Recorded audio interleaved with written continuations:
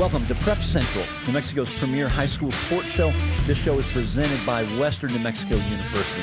If you enjoy our podcast, please like and subscribe and consider becoming a digital subscriber to the Albuquerque Journal to help us continue to bring you more content like this. You can find this episode and all our podcasts on the Albuquerque Journal website, abqjournal.com, as well as on all your favorite platforms like YouTube, iTunes, Spotify, and SoundCloud. See the show notes for a discount on a digital subscription. We hope you'll consider that. Thank you for supporting the Albuquerque Journal, New Mexico's leading local news source. Hi, everyone. Welcome to Preps Central, the Albuquerque Journal's high school sports podcast. I'm James Yodice. I am the high school sports editor here at the Albuquerque Journal. Welcome. Week before Thanksgiving, as I sit down and talk to you today, it's Thursday. The next week, the next round of prep football playoffs will begin on Friday night with several games. Before we get started, of course, want to mention our sponsor, Western New Mexico University. We thank them very much for taking the time to support this podcast. And just as a precursor, I've been under the weather this week, so if my voice cuts in and out, please forgive me. I'm going to do the best I can today, but my voice has been kamikaze floating in and out, so just bear with me today.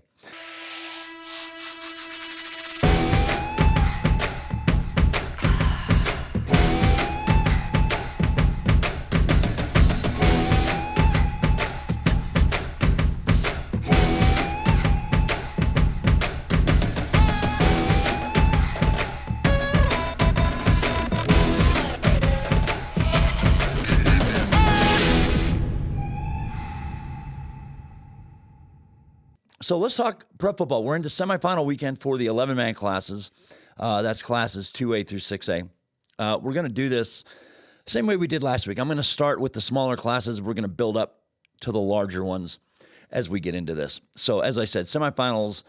So there are 11 games total this weekend, 2 semifinal games in all of the 11-man classes, plus the 8-man championship game between Mesilla Valley and Melrose. That's on Saturday as well, but we're going to focus on the 11-man playoffs this week. So if you're here for the larger schools, be patient. We'll get to them shortly. We're going to start in 2A. So we have semifinals this weekend. We have a great semifinal between Eunice and Texaco. Texaco, of course, the number 1 seed and the defending state champion. Eunice seeded number 5.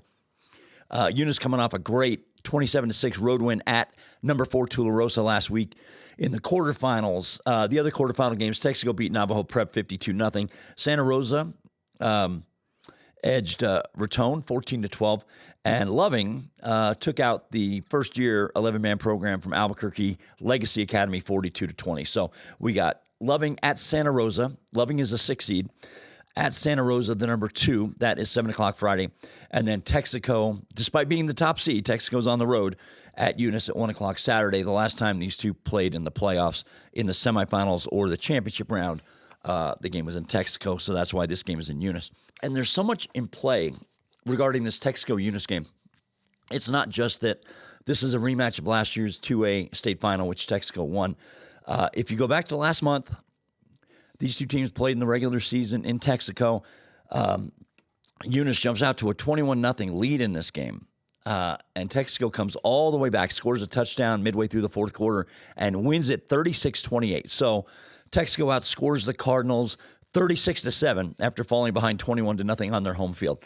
That was one of the best regular season games of the year. And in fact, I would argue that was probably the best comeback performance anyone put up under the circumstances in the entire regular season. So now we have these two teams. Eunice has lost the last 2 really big games, the state final last year and this regular season game in October against Texaco. So now we see these two play again. Eunice is a 5 seed, but according to the Max Preps computer poll, Texaco's number 1, Eunice is number 2. Even though Eunice is seeded 5 in the Max Preps poll, Eunice, this is 1 versus 2. And I have thought all along that these were the 2 best teams in 2A. I talked to Greg Jackson from Eunice, their head coach. He felt the same way. He felt like when they played in the regular season, these were the 2 best teams in 2A. So here we are. Yunice coming at Texaco. Got a really good quarterback, Elijah Melanson, who had 2 rushing touchdowns, 2 passing touchdowns against Tularosa last week. Alex Fuente is Texaco's featured running back, going to have the ball in his hands a lot, running behind a very big offensive line that Coach Jackson from Yunice compared to any offensive line in 6A, which is quite a compliment. So Texaco going to try and wear you down with that size and run the ball and pound it. And, in the playoffs, that's almost always a good formula. So we're going to see how that plays out. That should be, to me, that might be the most intriguing game in any classification this weekend. Matter of fact, I would say it definitely is to me. The other game in Santa Rosa on Friday, like I said, we've got Loving, the 6th seed. They're in the semifinals for the first time, I think, since 2003. And then you got Santa Rosa, which held on against Raton last week, 14-12. They've got a really good running back, Josh Cordova, and they're going to need a steady dose of him at home. Even though the seeds are 4 apart, Loving is a 6, Santa Rosa at 2. I look at this as very much a toss-up game. I would not be surprised if Loving wins this game, not even a little. Their record, they do have 4 losses, but this is a team that can certainly win this game. The 2 teams are pretty evenly matched if you're talking strength rating in the computer poll. So I look for something super close in Santa Rosa and obviously in Eunice on Saturday. So 2A semifinals, one Friday, one on Saturday. As we move into 3A, the quarterfinal round last week, let's run down the results from last week. St. Mike's beat up on Theroux 55-0. New Mexico Military Institute went on the road as a 5 seed, beat Socorro 29-24. Robertson beat its crosstown rival West Las Vegas 38-15, and Dexter pummeled Hatch Valley 53-0. So we have same thing as in 2A, one semifinal on Friday night. That is St. Mike's at Nimi, 7 o'clock Friday, and then Dexter at Robertson at 1 o'clock Saturday. So both of the top 2 seeds in Class 3A are going to be on the road this week. I'll spare you the reasons why this happens this way. It's just been a long-standing New Mexico rule that we flip-flop games depending on where they played the last time in the semifinals or the final.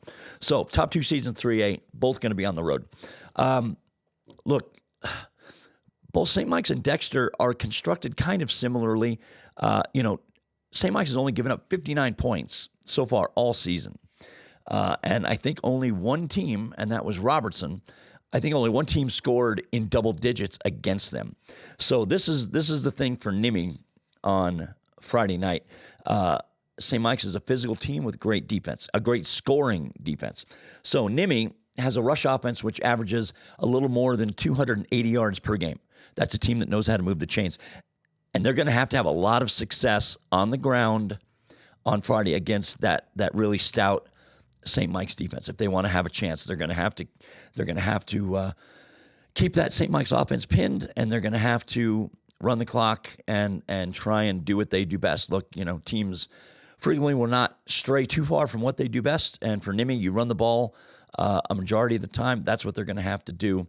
Now, that's easier said than done. St. Mike's, I saw St. Mike's during the regular season at Academy. Was really impressed with them. That is a really physical team with multiple options in the backfield, a good, strong run game, excellent defense. So even though St. Mike's is going to be on the road, St. Mike's still has to be considered a pretty good favorite in this game. As for Dexter, which is the number 2 seed, Dexter, like St. Mike's, is undefeated. Dexter is 11-0. They also have a high-scoring offense. And they've got a really good scoring defense. Dexter's only given up 10 more points this season than St. Mike's has. So Dexter has been winning most of its games convincingly, frequently by shutout. They got a quarterback named C.J. Granados, a sophomore.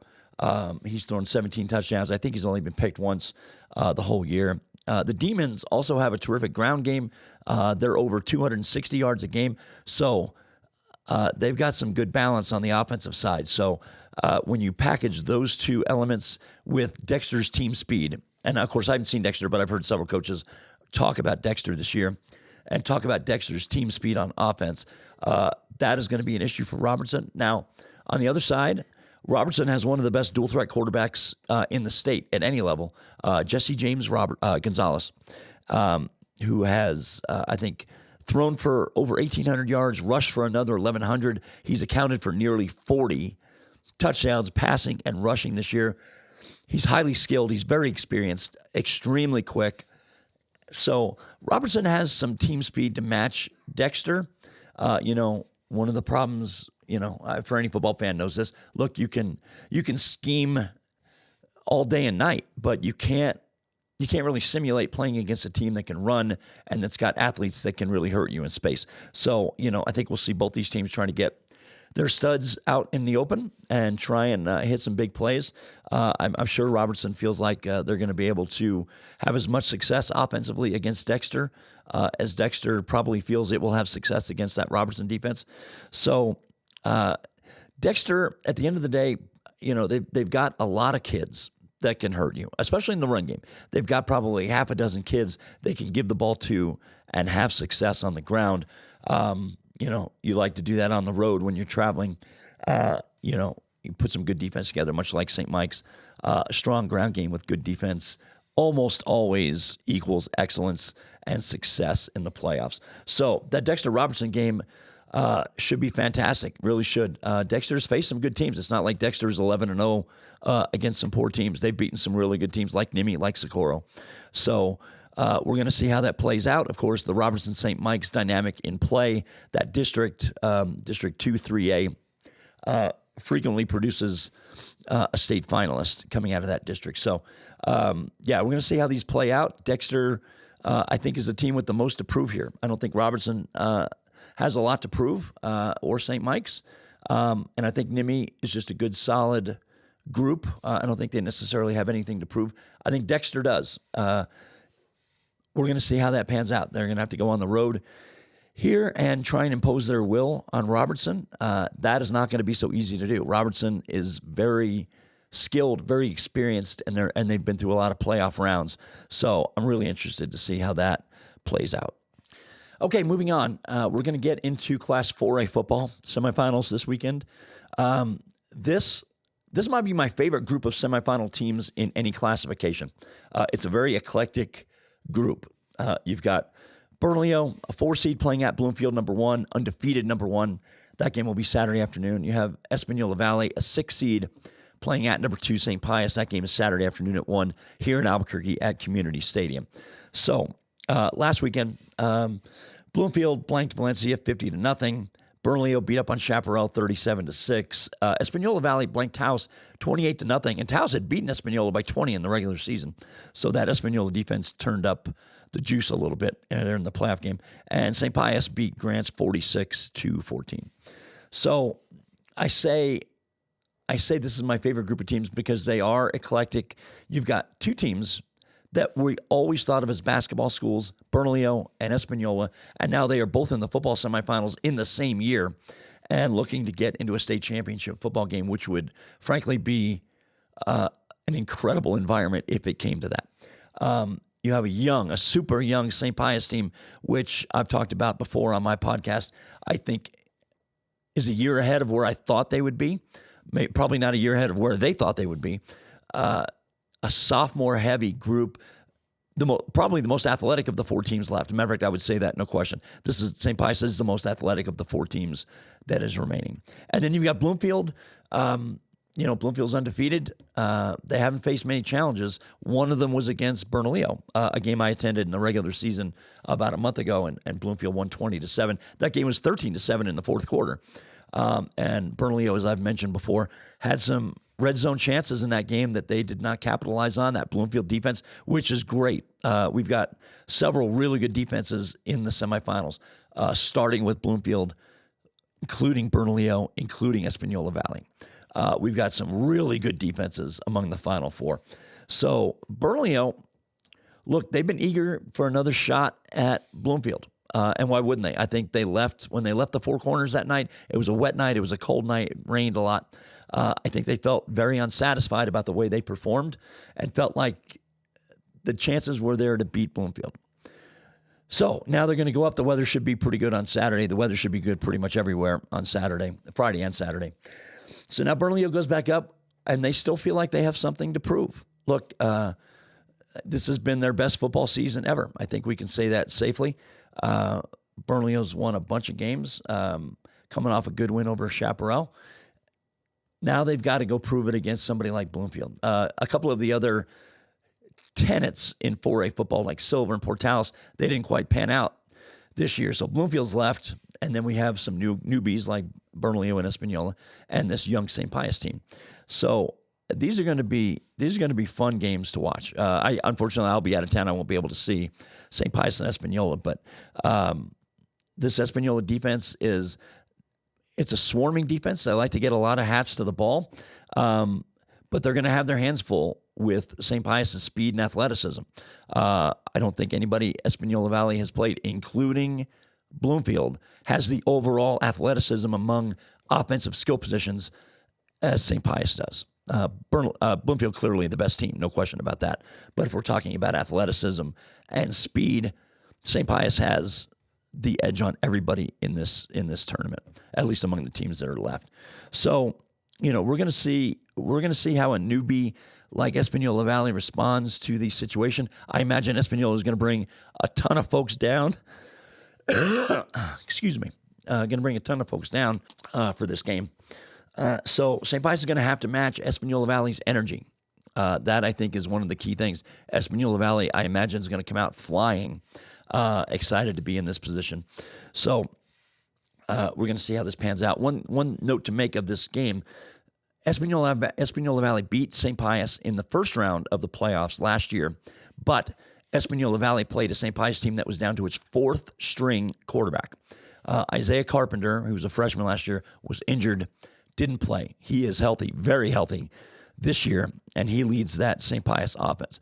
So Espanola Valley has not had to play the Sartans with somebody like Isaiah Carpenter, who's 6'5", big arm, pretty good decision maker. He occasionally will make a throw he probably shouldn't make, but sophomores tend to do that. And with their athleticism, you can almost understand it. They're trying a little bit like Patrick Mahomes.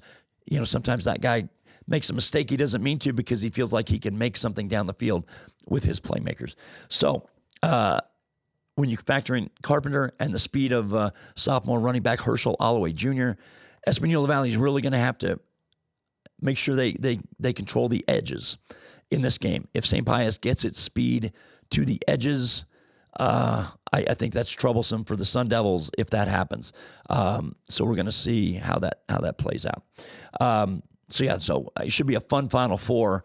I think whatever pairing we get in the state championship game is going to present us with a great title game. Moving into 5A, we have more familiarity as opposed to 4A. We've got three teams with great histories: Roswell, Artesia, Mayfield, all in the semifinals, all from the same district. Mayfield a 6 seed like Espanola in Class 4A. And then you have Gadsden, who was the number 4 seed, who was in the semifinals for the first time, I do believe, in football. So you've got Gadsden's going to play at Roswell on Saturday afternoon. Mayfield's going to play at Artesia also on Saturday afternoon. Going over the results from last week, Roswell blanked Highland 42-0. Gadsden beat Los Alamos 43-14. That game was 14-all for a while, and then Gadsden scored the final 29 points. Their running back, Alfredo Andrade, had a nice game for the Panthers. Artesia beat up on Lovington for the second time this season, 45-7. And then Mayfield eliminated Deming, the 3 seed, in the other quarterfinal after Deming and Mayfield had played a great regular season game a few weeks back. So both semifinals will be 40 miles apart down in the southeastern part of the state. So let's talk about Gadsden and Roswell first. Gadsden got beat up by Roswell really badly in the regular season, 48-7. Roswell won that first game. So you're talking about Roswell, being probably the most well-rounded team of the 4 that remain in 5A. You have to say that. They're seeded number 1.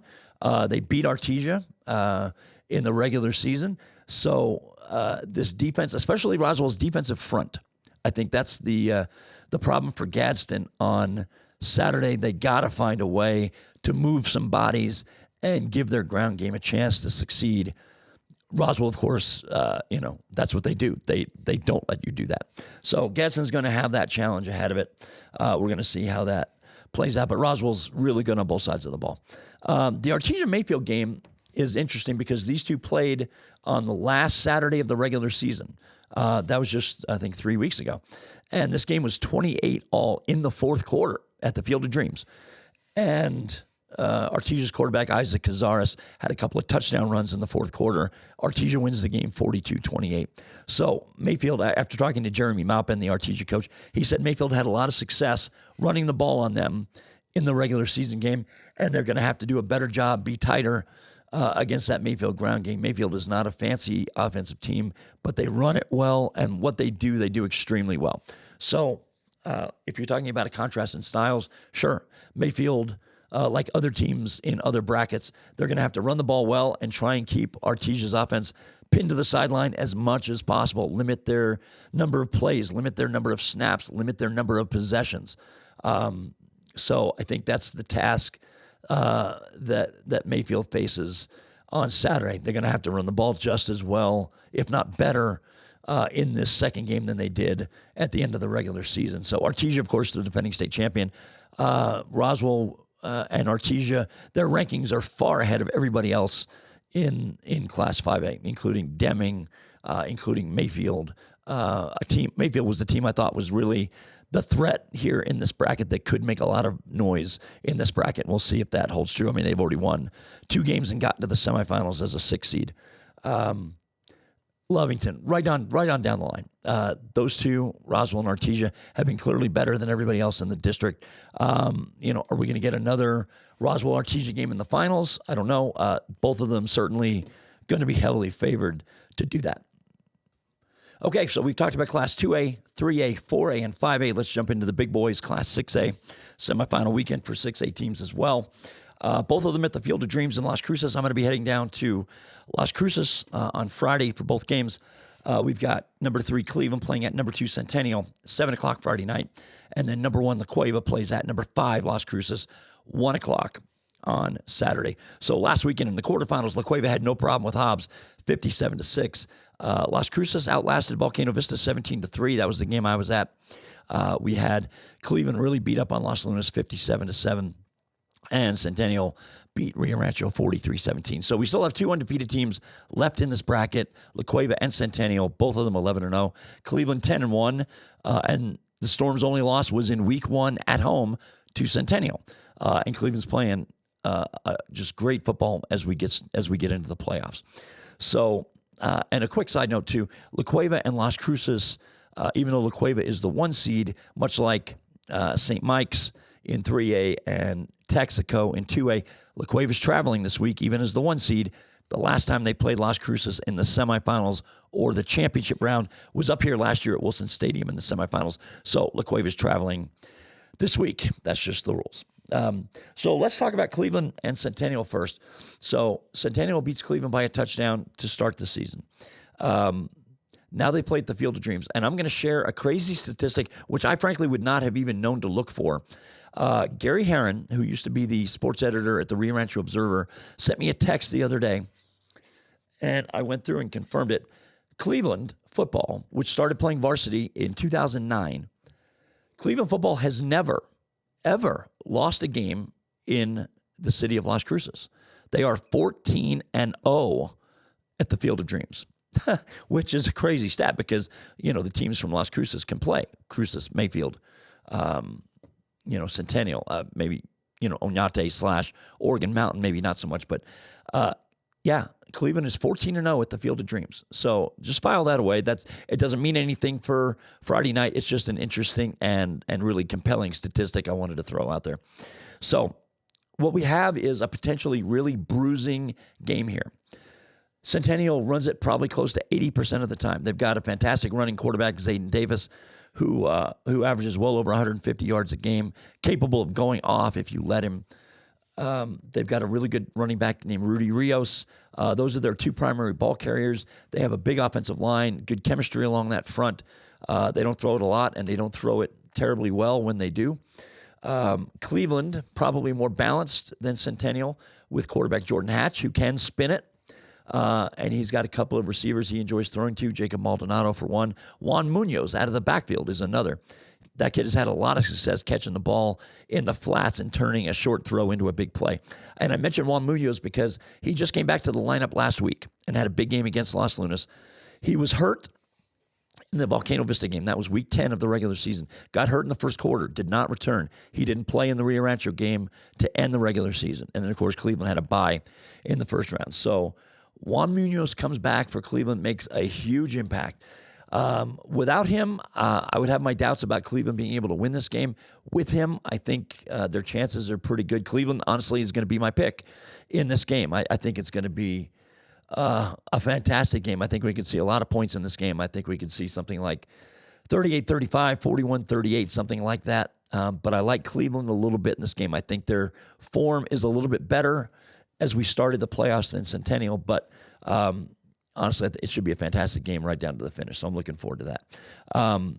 But this Cleveland offense strikes me, they've got more balance than Centennial. And one thing to watch for, Centennial's got to make sure they stay close. This team really is not built to come from behind a big deficit. I'm not saying that will happen. I'm just saying if it were to happen, Centennial's not really built that way. They don't throw it great. Zayden Davis has got a fine arm.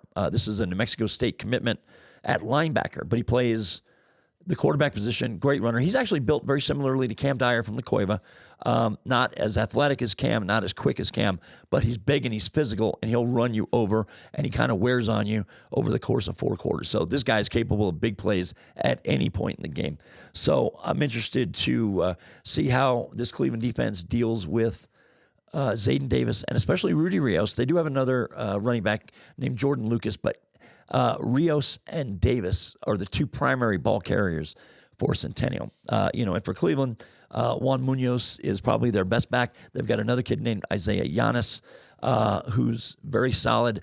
Yodice and Munoz have combined for about 1,500 yards and over 25 scores. So those 2 both can do damage in the run game. But I think we're going to see a very physical game on Friday night. One of those games you can almost feel from the press box, the hitting. So I'm excited for that game. I think that's going to be the better of the 2 6A semifinal games. And that's no disrespect to Las Cruces. But look, La Cueva comes in as the defending state champion. La Cueva is 11-0, coming off a big win over Hobbs. Cam Dyer, who I just referenced, had 6 touchdowns. I think he combined for over 400 yards passing and rushing the ball. Las Cruces is a better team, clearly, than Hobbs. But look, Cam Dyer is one of those players. There are not many players like him. There are no players like him in New Mexico. He can put the entire Bears offense on his back if he has to. I'm not saying he'll have to in this game, but he can, and he's got that kind of skill set. He's good enough to carry an entire team if the situation requires it. So we're going to see how Las Cruces defends. La Cueva, the big issue this weekend, kind of the same one as we saw last year when Las Cruces came up here to play La Cueva. Las Cruces had plenty of offensive success in the semifinal round last year, but they just could not keep up with La Cueva. That was the bottom line.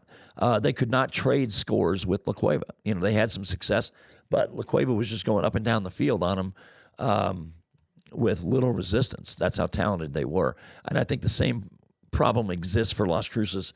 In this game, they may very well have some decent offensive success against La Cueva, but can Las Cruces score enough points to win this game? La Cueva is going to probably score 40 by accident. Can La Cueva score that, or Las Cruces, can they score that many? I don't know. They've got a really good running back in Danny Amaro, who already has 6 touchdowns in this postseason. He had 4 in the first round against West Mesa. He had 2 last week against Volcano Vista. But he's never faced a linebacker like Mason Posa either, at least not this year.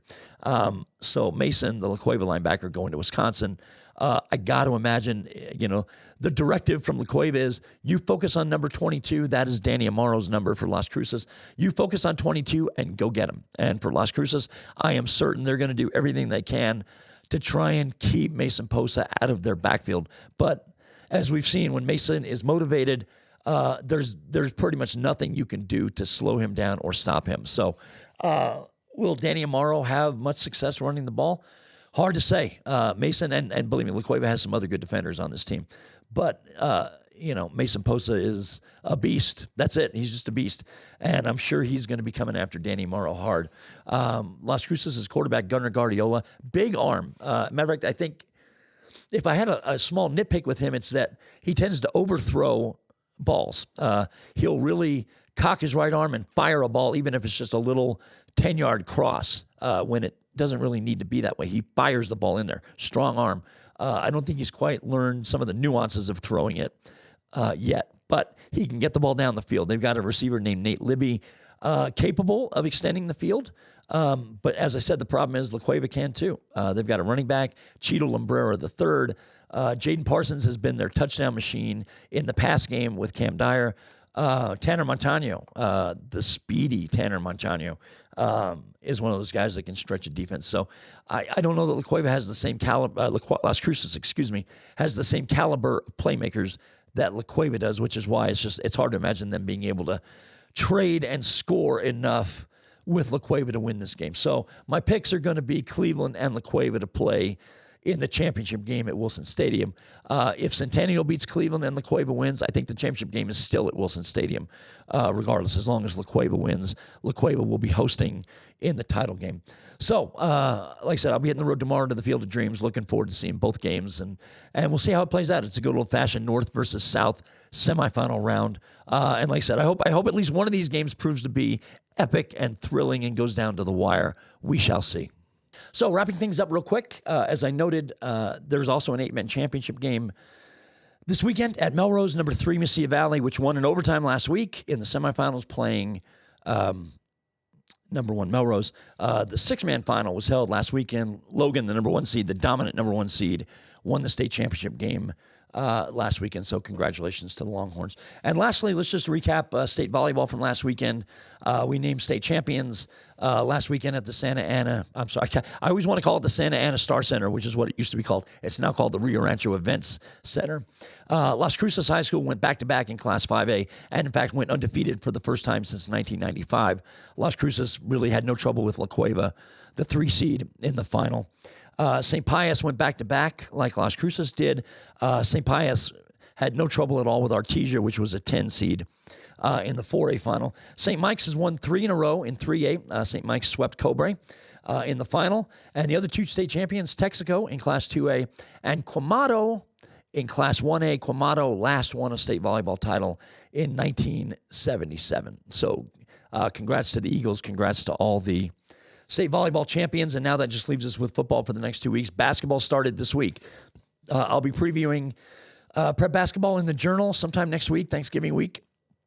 Games start to begin this Saturday. I believe the Sandia girls, the defending state champion in 5A, play Hobbs on Saturday here in Albuquerque, which is in a tremendous early matchup, which I will not be able to attend. But games starting in earnest next week, a couple of days before Thanksgiving. So, yeah, basketball starting. Keep an eye out in the Journal for my previews. In the meantime, I'm going to wrap things up. Once again, thanks to Western New Mexico University for sponsoring our podcast. It's available at abqjournal.com. It's available on YouTube, on Spotify, on SoundCloud. Whatever platform you really like to use, you can probably find it there. So we hope you enjoy the content. I will talk to you all next week. I'll be recording a podcast, I believe, on Tuesday before Thanksgiving. And I'm going to try and get a guest in here as we break down all of the state championship games, 2A through 6A, which I think are all going to be on Saturday, November 30th. So enjoy the football this weekend. If you're traveling, be safe, have fun, and thanks for joining me. Thanks for enduring my poor voice. I'm sorry for that. And we'll talk next week.